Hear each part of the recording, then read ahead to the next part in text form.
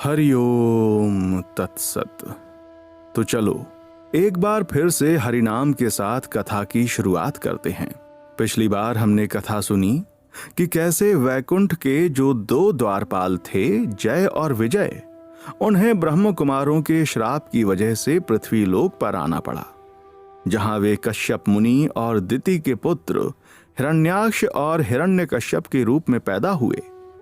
भगवान विष्णु ने उनसे कहा कि तुम्हारे वैकुंठ में वापस आने का यही एक तरीका है कि तुम्हारी मृत्यु मेरे हाथों से हो।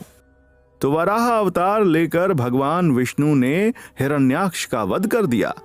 अब सुनते हैं कथा कि उसके दूसरे भाई यानी हिरण्यकश्यप के साथ क्या हुआ। हिरण्यकश्यप भी अपने भाई की तरह बड़ा ही बलशाली था। हिरण्यकश्यप सभी राक्षसों और दानवों को उकसाता रहता था और धरती पर रहने वाले, शांति से रहने वाले ऋषियों और अन्य लोगों के यज्ञ और धार्मिक कार्यों में अड़चन डालता रहता था।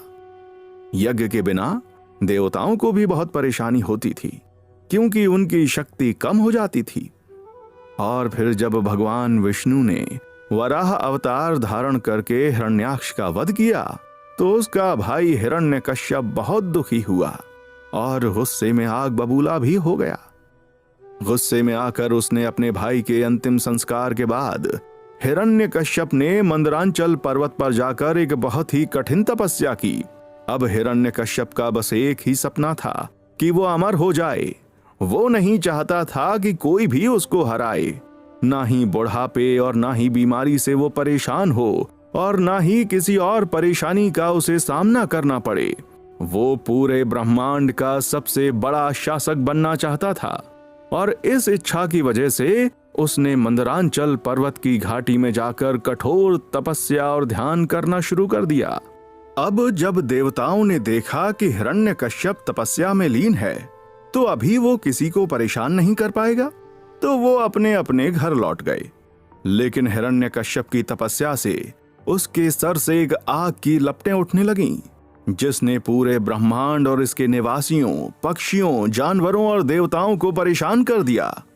सभी ग्रहों पर गर्मी बढ़ गई, जिससे देवता परेशान होकर ब्रह्मा जी के पास गए। उनसे प्रार्थना करने लगे कि इस अनावश्यक गर्मी को कम किया जाए।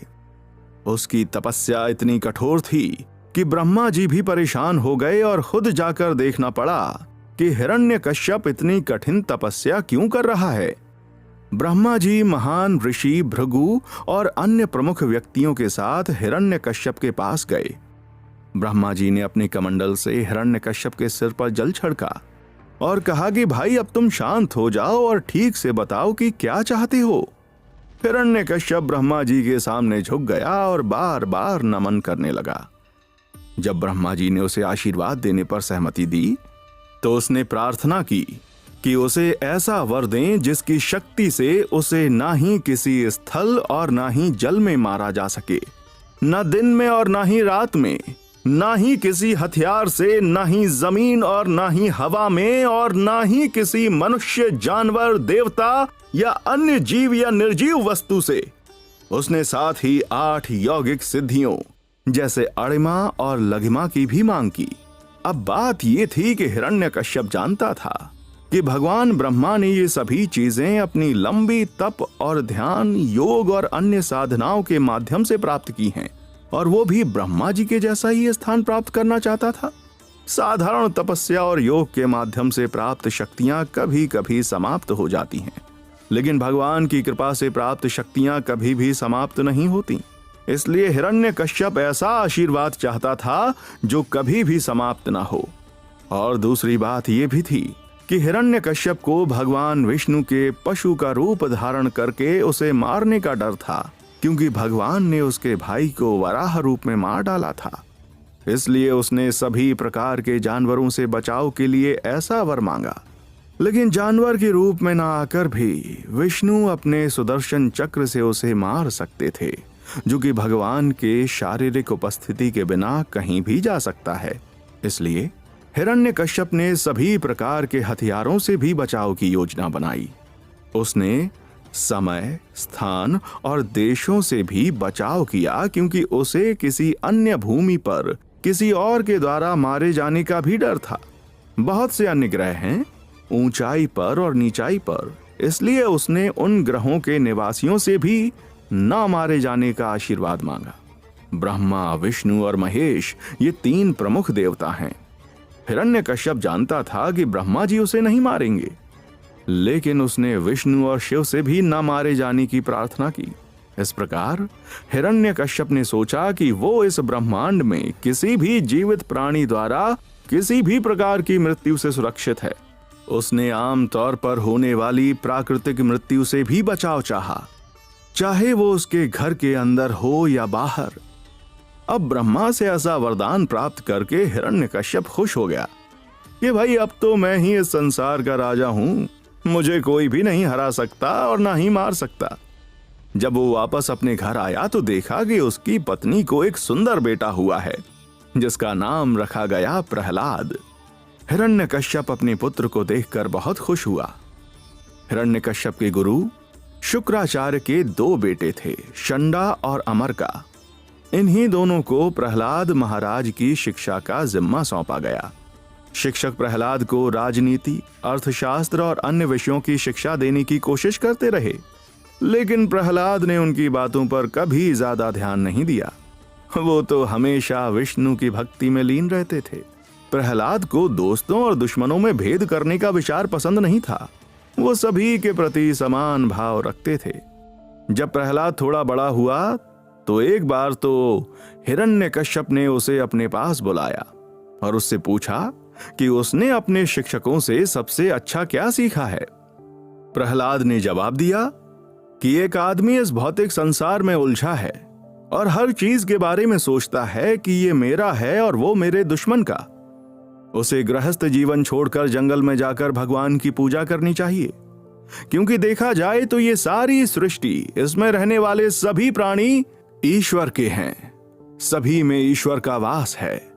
जब हिरण्यकश्यप ने अपने ही बेटे से भगवान की भक्ति के बारे में सुना तो उसने सोचा कि ये छोटा बच्चा स्कूल में किसी दोस्त की बातों में आकर बिगड़ गया है। उसने शिक्षकों को बुलाकर डांटा कि वे प्रहलाद का ध्यान रखें ताकि वो विष्णु भक्त ना बन सके। लेकिन जब शिक्षकों ने प्रहलाद से पूछा कि वो उनकी सिखाई बातों के खिलाफ क्यों जा रहा है, तो प्रहलाद ने शिक्षकों को सिखाया कि वे उसके स्वामी नहीं हैं। पूरे संसार के स्वामी सिर्फ भगवान विष्णु हैं और वो सिर्फ और सिर्फ उन्हें ही मानेगा। इस उत्तर से शिक्षक बहुत नाराज हुए। उन्होंने प्रहलाद को कई तरह से धमकाया और पीटा। वे उसे जितना हो सके सिखाने की कोशिश कर रहे थे और फिर उसे उसके पिता के सामने ले जाकर उन्होंने पेश किया। हिरण्यकश्यप ने एक बार फिर से बड़े प्यार से अपने बेटे प्रहलाद को अपनी गोदी में उठाया और फिर पूछा कि इस पूरे संसार में सबसे शक्तिशाली कौन है। अब हिरण्यकश्यप को उम्मीद थी कि प्रहलाद उसी का नाम लेगा। आखिर इस संसार में सभी को पता था कि ब्रह्मा ने हिरण्यकश्यप को क्या वरदान दिया था, लेकिन प्रहलाद ने बहुत ही सहज भाव से कहा, इस संसार में ही नहीं बल्कि पूरे ब्रह्मांड में सबसे शक्तिशाली भगवान विष्णु हैं। अब इस पर हिरण्यकश्यप बहुत ही गुस्से में आ गया और उसने शंडा और अमरका को फटकारा कि उन्होंने प्रहलाद को गलत तरीके से प्रशिक्षित किया। शिक्षकों ने राजा को बताया कि प्रहलाद ने यह सब कुछ खुद ही सीखा है। उनकी शिक्षाओं की तरफ तो वो ध्यान ही नहीं देता था। तो हिरण्यकश्यप ने प्रहलाद से पूछा कि उसने विष्णु भक्ति कहां से सीखी। प्रहलाद महाराज ने जवाब दिया कि जो लोग भौतिक जीवन में लिप्त होते हैं तो वे ईश्वर को समझ नहीं पाते, इसलिए हिरण्यकश्यप भी उसको नहीं समझ सकेगा। प्रहलाद ने समझाया कि हर व्यक्ति का कर्तव्य है कि वो ईश्वर की शरण में जाए और हिरण्यकश्यप को भी भगवान विष्णु की भक्ति करनी चाहिए। ये सुनकर हिरण्यकश्यप के गुस्से का बांध टूट गया। उसने उठाकर प्रहलाद को अपनी गोदी से दूर फेंक दिया। ये कैसा बेटा था जो उसी विष्णु की भक्ति कर रहा था जिसने उसके चाचा हिरण्याक्ष को मार डाला था। अब तुम सोचोगे कि बात तो सही है, प्रहलाद तो दैत्य कुल में पैदा हुए, तो कहां से उन्हें विष्णु भक्ति की समझ मिल गई। तो इसके पीछे की कथा अब सुनाते हैं तुम्हें। जब हिरण्यकश्यप अपने राज्य को छोड़कर मंदरांचल पर्वत पर कठोर तपस्या करने के लिए चला गया था, हिरण्यकश्यप की पत्नी कयाधु उस समय गर्भवती थीं और देवताओं ने कयाधु को बंदी बना लिया। उनकी योजना थी कि जैसे ही बच्चा जन्म लेगा वो उसे मार देंगे। हिरण्यकश्यप जैसे एक और राक्षस को वो जन्म नहीं लेने देना चाहते थे। तो जब कयाधु को स्वर्गलोक की ओर वो ले जा रहे थे, तब वे नारद मुनि से मिले, जिन्होंने उनको रोक दिया और कयाधु को अपने आश्रम में ले गए। जब तक हिरण्यकश्यप वापस नहीं आते, नारद मुनि के आश्रम में कयाधु ने प्रार्थना की कि उनके गर्भ में बच्चे की रक्षा करें। नारद मुनि ने उन्हें तसल्ली दी और आध्यात्मिक ज्ञान के बारे में सिखाया। कयाधु के गर्भ में छोटे प्रहलाद महाराज ने इन शिक्षाओं को ध्यान से सुना। उन्होंने सीखा कि आत्मा हमेशा शरीर से अलग रहती है और किसी भी हालत में उसकी असली पहचान नहीं बदलती। जो लोग शरीर की सीमाओं से ऊपर उठ जाते हैं, वो पूरी तरह से शुद्ध होते हैं और आध्यात्मिक ज्ञान प्राप्त कर सकते हैं। प्रहलाद ने गर्भ में रहते हुए नारद मुनि से भक्ति की शिक्षा ली, जहां उसने सीखा कि व्यक्ति एक सच्चे गुरु के ज्ञान और देखरेख में भगवान की सेवा करता है और वह मुक्त हो जाता है, माया के बंधनों से आजाद हो जाता है। हर किसी का कर्तव्य है कि वो भगवान की शरण में जाए और भौतिक इच्छाओं से मुक्त हो जाए। और आज वही सारी बातें प्रहलाद ने हिरण्यकश्यप के सामने कह दी। अब हिरण्यकश्यप ने अपने सहायकों से कहा कि वे प्रहलाद को वहां से ले जाएं और उसे जान से मार दें। ऐसे पुत्र होने से तो पुत्र का न होना बेहतर है। अब तुम सोचो, प्रहलाद जो कि एक छोटे से बालक थे, हिरण्यकश्यप के राक्षसी सेवकों ने उनको मारने के कैसे कैसे प्रयास किए होंगे। और यहां से शुरू होगा प्रहलाद की कथा का अगला भाग, जिसे हम सुनेंगे अगले अंक में। तो प्रहलाद की भक्ति को और गहराई से जानने के लिए, होलिका दहन की कथा सुनने के लिए और नरसिंह भगवान के अवतार की कथा सुनने के लिए अगले अंक में जरूर आना। तब तक के लिए हरि ओम तत्सत।